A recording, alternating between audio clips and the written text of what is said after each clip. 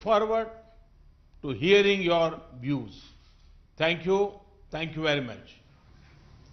I now request His Excellency President Ghani to share his thoughts with us. Thank you, Mr. Prime Minister, and best wishes to Prime Minister Modi, and thank you for taking this very important initiative. All that is normal is disrupted, and all that seems solid is melting into thin air. We are into unknown territory, and our vulnerability, Excellency, comes from our openness. Our greatest vulnerability is that we have an open border with Iran, one of the major centers, and the flow cannot be stopped. And the province of Herat is become the central node for preventing the spread and diffusion of this deadly disease to the rest of South Asia.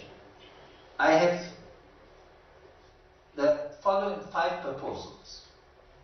1, modeling of diffusion impacts and scenarios for management. Unless we model the diffusion, we will be facing assumptions from China or the United States or Iran are not suitable to our situation. I request the task force of SAARC to be able to do this. 2nd, telemedicine, because the 2nd and 3rd order impact of this, particularly on poor and vulnerable and women, is very significant. If we could create a common framework for telemedicine for diagnosis of related issues and as advances take place, how to be able to coordinate. 3rd, as a landlocked country, which is simultaneously the heart of Asia, closing of borders where essential will result in significant problems regarding availability of medicine, food, and basic goods. Can we coordinate to be able to create controlled flows that both allows transactions to take place while focusing on the essentials? The 4th issue for us, Excellencies, because, and all Excellency, because we've cancelled schools, prayers have been stopped.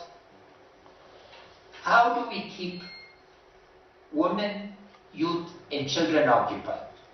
Since India in particular and South Asia are leaders in distance education and self-learning, can the SAARC satellite and India's satellite be made available so we can keep people, because social distancing that is necessary